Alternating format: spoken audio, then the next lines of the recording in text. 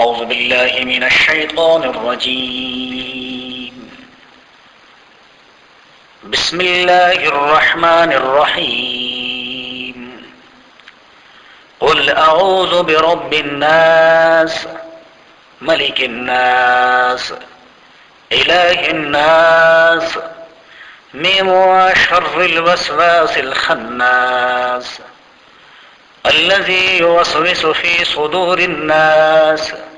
من الجنة والناس۔ سورہ ناس 30ویں پارے کے آخری سورت ہے، اور یہ سورہ مبارکہ بھی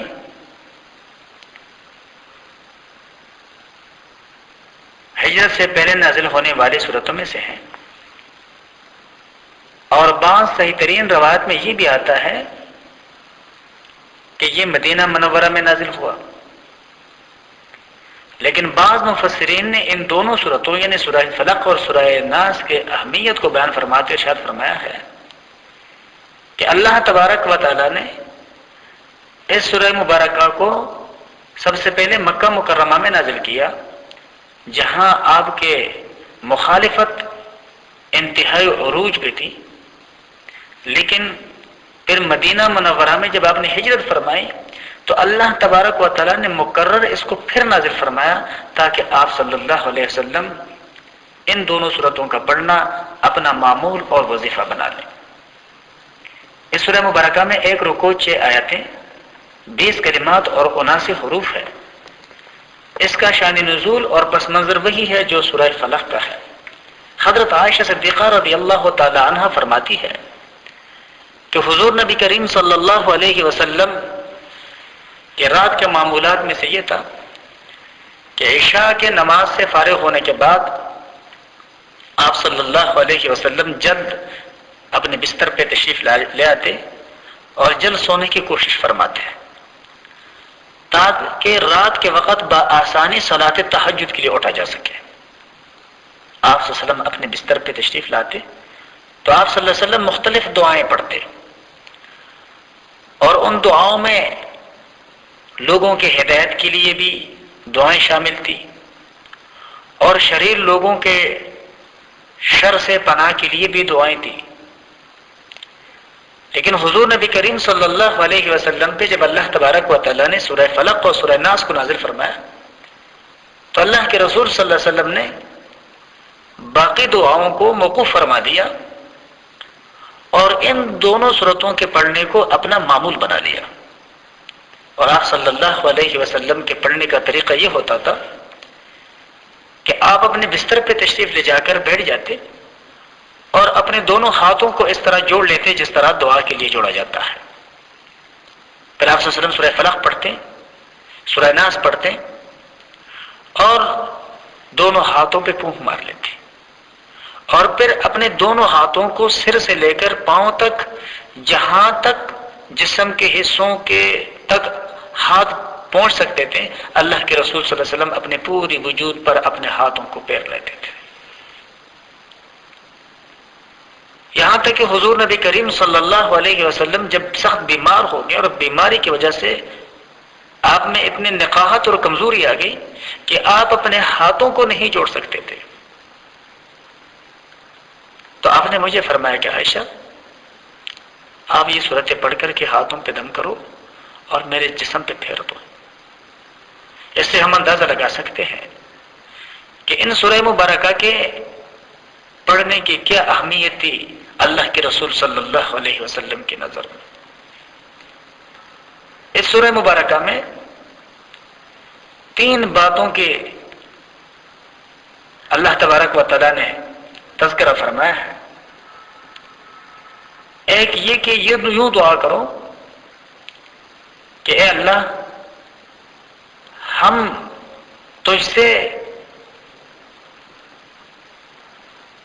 لوگوں کے شر سے پناہ مانگتے ہیں، اس لیے کہ تو ہی سارے لوگوں کا رب ہے، تو ہی سب کا بادشاہ ہے، تو ہی سب کا حقیقی معبود ہے، اور ان لوگوں کے اس شر سے جو وسوسوں کی صورت میں پیدا ہوتے ہیں، برے خیالات، چاہے وہ لوگ ہو جن کے دلوں میں یہ برے خیالات پیدا ہوتے ہیں، اور جب ان خیالات کو، وسوسوں کو عملی جمع پہنایا جائے تو پھر وہ ایک جرمی گناہ کی صورت اختیار کر لیتا ہے، یا پھر وہ چپ رہنے والے شیطان کے شر ہو کہ جو نظروں سے تو چپ رہتا ہے لیکن پس پردہ رہ کر وہ لوگوں کے دلوں میں برے خیالات ڈالتے ہیں دوسروں کے بارے میں، کہ وہ ان کے خلاف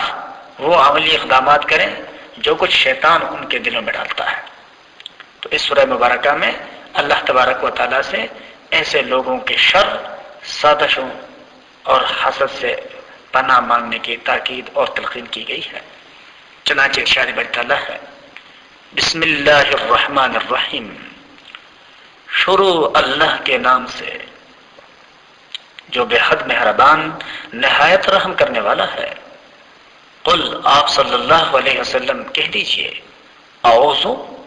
میں پناہ مانگتا ہوں، برب الناس، انسانوں کے رب کے،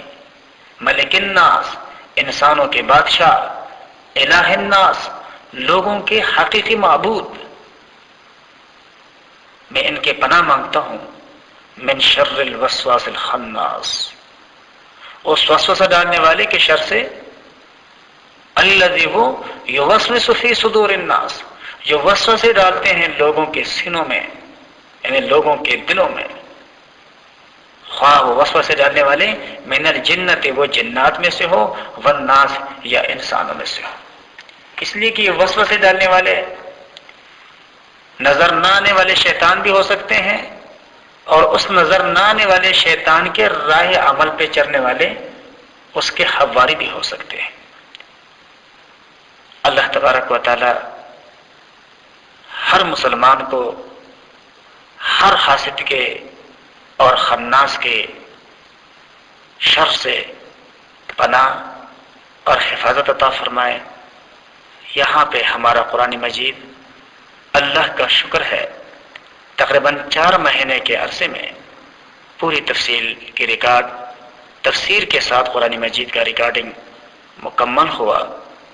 اللہ ہمیں اس پہ عمل کرنے کی توفیق نصیب فرمائے۔ اللہ تبارک و تعالی جو کچھ ہم نے کہا، جو کچھ ہم نے پڑھا، جو کچھ ہم نے پڑھایا، اس کے پڑھنے، پڑھانے اور اس کو سمجھنے میں ہم سے جو کوتاہی ہو گئی ہے، پروردگار ہم ان کوتاہیوں اور کمزوریوں کا اقرار کرتے ہیں، ہمارے ان کوتاہیوں کو معاف فرما دے، اور ہمارے اس پڑھنے اور پڑھانے اور ریکارڈنگ کو ہمارے تمام معاونین، ہمارے والدین، ہمارے اساتذہ اور تمام مسلمانوں کے لیے دنیا اور آخرت میں نجات کا اور قیامت اور دنیا میں کامیابی کا ذریعہ بنا دیں، اور اللہ تبارک و تعالی ہم سمیت ہر مخلص کلمہ گو مسلمان کے تمام تر حاجات کو پورا فرمائے۔ وآخر دعوانا ان الحمد للہ رب العالمین۔